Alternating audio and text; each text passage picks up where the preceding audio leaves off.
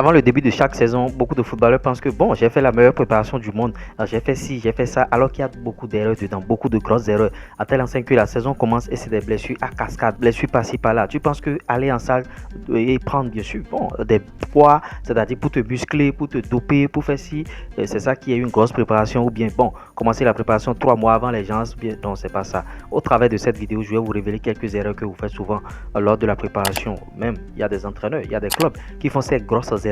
On va tout détecter au travers de cette vidéo. La première grosse erreur, c'est que certains entraîneurs commencent de manière très dure. C'est-à-dire, ils pensent que bon, le fait de faire courir les joueurs au soleil, le fait d'être là 3 heures de temps avant la saison, il faut aller à la plage tout le temps. C'est ça qui est une grosse préparation. Non, il faut préconiser la préparation intégrée. Le football a tellement évolué aujourd'hui où il ne s'agit pas de courir matin, midi, soir, ou bien de mettre les enfants sous le soleil, ou bien bon, dire aux enfants, bon, allez gravir bien sûr les montagnes, allez faire ci, allez prendre bien sûr des poids à la salle de gym, allez faire... Non, c'est pas ça. Le football a beaucoup évolué. Il faut adopter la préparation physique en intégré. C'est-à-dire, avec le ballon, tu peux tout faire. Avec le ballon, il y a des exercices que vous pouvez faire. Ça permet déjà aux footballeurs de travailler physiquement. Ça permet de travailler tout le corps et de préparer tout le corps avant le début de la saison. Sinon, si vous faites des erreurs, vous allez faire courir les enfants. Ils seront déjà fatigués avant le début de la saison. Et ils vont commencer en août, septembre, octobre déjà. Vous aurez des blessures en cascade. Vous aurez 10 joueurs blessés. Vous aurez 5 joueurs blessés. Vous aurez 15 joueurs blessés. Et c'est là que le président de club va commencer par se retourner vers le directeur sportif pour dire comment tu as fait, ou bien vers le préparateur physique, mais qu'est-ce que tu as fait, les joueurs sont blessés comme ça, alors que c'est la préparation d'avant-saison. Tous les footballeurs n'ont pas les mêmes hygiènes de vie. Le gars, il termine ta préparation, ta grosse préparation. Peut-être que vous avez commencé à 8 heures, parce que souvent, lors des préparations d'avant-saison, les entraîneurs exagèrent un peu. Peut-être que vous avez commencé à 8 heures, vous avez fini à 11 heures. Toi, tu ne sais pas ce que le gars, il ira faire. Peut-être que lui, il a d'autres courses, il a d'autres choses à faire. Même si c'est un footballeur professionnel. Et il va bien sûr vaquer à ses occupations, il ne se repose pas. Parce que les muscles ont de la mémoire. Si vous faites tout ça là, vous ne vous reposez pas, vous allez vous blesser. Et le gars revient le lendemain, rebelote. Début de saison, contrôle seulement, contrôle orienté, il se blesse. Et c'est là que tous les regards sont tous là. Le joueur qu'on a acheté cher, 5 millions, 10 millions, voilà, il s'est déjà blessé, voilà ce qui arrive. Alors que la préparation d'avant-saison, vous avez misé uniquement sur le physique sans ballon. Alors qu'il fallait faire bien sûr le physique intégré au ballon. Il y a beaucoup d'exercices concernant le physique intégré au ballon. Si vous voulez ces exercices, écrivez-moi à travers bien sûr l'adresse mail qui est en description ou à travers le numéro plus 229 01 53 63 87 30. Je vais vous donner bien sûr ces exercices. J'ai décidé de ne plus donner les exercices gratuitement ici. Tout ce que je vous apporte déjà comme ça, c'est de la valeur. Je vous apporte de la valeur gratuitement. Mais les exercices gratuitement comme ça, c'est pas bon, c'est pas préconisé. Moi, c'est ma méthode. Si vous voulez avoir des exercices, contactez-moi ou vous passez en consultation et trucs là. Donc voilà un peu. Maintenant, tous les joueurs ne peuvent pas bénéficier de la même préparation. Il y a des joueurs qui étaient titulaires durant toute la saison. Il y a d'autres qui ont joué le banc, qui étaient à la touche. Et vous voulez mettre tout le monde ensemble pour faire la même préparation. C'est une grosse erreur. Même si vous recrutez un nouveau joueur, il faut se renseigner sur son historique dans son club de provenance. Est-ce qu'il était titulaire ou bien est-ce qu'il était remplaçant? S'il était titulaire, vous devez savoir que le mec, il vient de bosser 35 matchs lors de la saison écoulée. Il vient de bosser 32 matchs. Quelle préparation on peut lui faire? Il a beaucoup joué, donc il faut ci. L'autre n'a pas beaucoup joué, donc quelle préparation? Il faut ci, préparation adaptée. Mais les mettre ensemble comme ça en début de saison pour dire que vous êtes en train de faire une préparation, vous allez voir que les joueurs vont se blesser seulement. Ils seront en train de se blesser, vous ne serez pas content et ça va vous étonner, mais vous allez dire mais qu'est-ce qui se passe? C'est ta préparation d'avant-saison qui a tué, qui a cramé les joueurs. Je prends un exemple, Marcelo Bielsa, le coach Marcelo Bielsa, quand lui fait bien sûr des préparations, qu'est-ce qu'il fait? Il met tous les joueurs se tuent bien sûr à l'entraînement. En début de saison, il n'y a pas de résultat. Et quand on va le virer lui, après c'est celui qui vient qui fait des résultats. Parce que lui, on l'a viré, les joueurs étaient fatigués, maintenant les joueurs ont commencé par récupérer. Et ce travail que lui il avait fait auparavant bénéficie maintenant à l'entraîneur qui est en train de garder bien sûr les joueurs maintenant. Vous voyez? Donc, vous êtes là, vous êtes entraîneur, vous êtes là au début. Il faut que ce travail puisse bénéficier à vous. Donc, les joueurs ne peuvent pas avoir les mêmes préparations. J'ai vu dans des clubs ici où tous les mercredis, les joueurs sont à la plage. Voilà une mauvaise méthode de travail. Tous les mercredis, les joueurs sont à la plage. Ça, c'est quelle méthode ça? En plein championnat, on ne peut plus être à la plage. Vous avez déjà travaillé le corps. En plein championnat, on fait le maintien. C'est-à-dire, on maintient le rythme du corps. On maintient, c'est tout. Vous ne pouvez plus être à la plage. C'est dangereux. Donc, les remplaçants, les titulaires ou bien ceux qui ont quitté un autre club, il faut prendre tous ces renseignements-là et savoir qu'est-ce qu'il faut faire, qu'est-ce qu'il faut faire. Est-ce que c'est les mêmes préparations? Est-ce que c'est les mêmes méthodes de travail?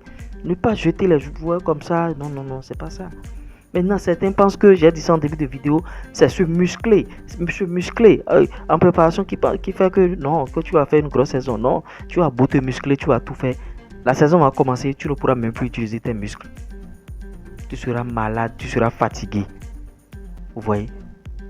Tu dois connaître ton corps. Maintenant, le club, l'entraîneur qui travaille avec vous doit connaître aussi votre corps. Chaque joueur a sa colonne, chaque joueur a sa page. C'est-à-dire, là où on le suit comme du lait sur le feu. Chaque joueur surveille comme du lait sur le feu. Si vous ne surveillez pas les joueurs comme ça, c'est grave. Et vous dites que bon, on va tout faire ensemble. Tout le monde sera au même rythme. Tout le monde ne peut jamais être au même rythme.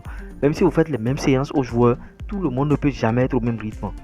Les joueurs n'ont pas les mêmes corps. Ça, allez écrire ça quelque part. C'est pourquoi il y a des entraîneurs qui préconisent le test Luc Léger. Bon, le test Luc Léger, ça voudra dire quoi? On va compter le nombre de paliers que tu vas effectuer. Il y a des joueurs qui font les 16 paliers, les 14 paliers, les 13 paliers, les 12 paliers. Et chaque palier correspond à un nombre de minutes que tu fais sur le terrain. Après ce nombre de minutes, tu es en train de tricher. Tu vois? Donc, on sait que celui-là, avec ce nombre de paliers, il joue 60 minutes. Quand ça vient à 60 minutes, on le sort. Et on met l'autre qui joue peut-être 30 minutes. Donc, vous voyez, et l'équipe est toujours comme ça. Les joueurs ne peuvent jamais avoir le même rythme. Ça, là, allez écrire quelque part. Parce qu'il y a des joueurs frêles, il y a des gabarits chétifs. Et tu vas appliquer les mêmes charges à tous ceux-là ensemble. C'est pas possible. C'est vrai qu'il y a des exercices qu'il faut faire ensemble. Mais il y a des spécifiques qu'il faille faire aussi. Vous voyez, il y a beaucoup de choses. Le football regorge beaucoup de secrets, beaucoup de points cachés que les gens ne savent pas. Même si vous avez un doctorat en coaching, tout ça là, il y a des choses que vous ne savez pas encore, des choses qui peuvent vous manquer. Parce que vous aurez à cœur d'appliquer ce que vous avez appris là-bas et c'est ce qui tue beaucoup d'entraîneurs. Toi, tu ne mets pas ton intelligence, c'est-à-dire ton imagination. Tu es là seulement à appliquer ce que vous avez appris en formation. C'est pourquoi je vous dis que cette chaîne, en même temps, c'est pour les footballeurs et pour tout autre acteur intervenant dans ce secteur. Vous avez vu, on a parlé des footballeurs, on a parlé des entraîneurs. Et cette vidéo est beaucoup plus axée sur la préparation d'avant-saison. Quand tu es un footballeur, tu sais déjà quelle préparation est adaptée à ton corps. Et quand tu es entraîneur au travers de cette vidéo, tu sais déjà. Et quand tu es président de club, tu sais déjà le travail que ton entraîneur doit faire. S'il est en train de mal travailler, tu le sais déjà. Au travers de cette vidéo, on vous apporte énormément de la valeur. Donc, si vous voyez que bon, c'est utile pour vous, vous pouvez vous abonner à la chaîne, vous pouvez partager, vous pouvez liker aussi tout ce que vous voulez. Parce que ici, c'est ce que nous on fait. Vous voyez, c'est vrai qu'on motive les footballeurs, on conseille les footballeurs, mais il y a aussi beaucoup d'autres choses. Les systèmes de jeu, on va tout détailler dans nos prochaines éditions. Donc, la préparation d'avant-saison, c'est ça. Quand tu prépares bien ta saison, tu respectes les conseils que j'ai donnés ici, tu évites les erreurs, tu as fait une belle saison, les gens vont se dire, ah, c'est le joueur là, c'est lui, ah, qu'est-ce qu'il a fait? Non, tu as suivi seulement les conseils et tu as appliqué. Il n'y a pas à charger les joueurs en début de saison sans ballon, aller courir à la plage, matin, midi, soir, tu n'auras aucun résultat. Je continue de voir ces désordres-là sous nos lauriers ici en Afrique. Vous voyez, c'est vrai qu'en Europe, les gens sont trop avancés. Eux, ils sont en avance sur beaucoup de choses. Des gens qui amènent les footballeurs à la plage toutes les semaines. Vous voyez, c'est dangereux et c'est suicidaire. Donc voilà les quelques points. Et vous comprenez maintenant pourquoi les joueurs ont des préparateurs physiques personnels. Parce que le mec, il comprend bien son corps. À part ce que le préparateur du club va faire, il a son préparateur physique qui travaille sur lui, qui l'amène au niveau maximum, qui l'amène à un niveau élevé et il est content. Vous voyez, tout le monde est content dans le jeu. Personne n'est mécontent dans le jeu. Parce que le football, vraiment, ça a beaucoup de similitudes. Donc voilà les quelques points évoqués et qui vont vous permettre de faire une bonne préparation. Quand tu es attaquant, tu fais cette préparation, tu respectes les points là que j'ai dit là. La saison commence, tu commences pas à plaquer des buts. Parce que quand vous êtes attaquant aussi, n'oubliez pas de faire les spécifiques. Chaque fois, vous devez travailler devant les buts. Même si en club, ça ne se fait pas dans une période là, vous devez travailler. Parce que en club, vous êtes beaucoup en même temps, il y a beaucoup de choses à faire en peu de temps. Donc c'est on fait vite les choses. Donc toi-même, tu dois prendre des gens qui vont travailler véritablement avec toi. Ouais, donc c'est ce que je voulais partager avec vous ce matin. La préparation d'avant-saison, comment ça se fait, les erreurs que vous devez éviter. Et si cette vidéo vous a plu, j'espère que bon, vous allez la liker et la partager. C'était moi, Lures. Allez, ciao.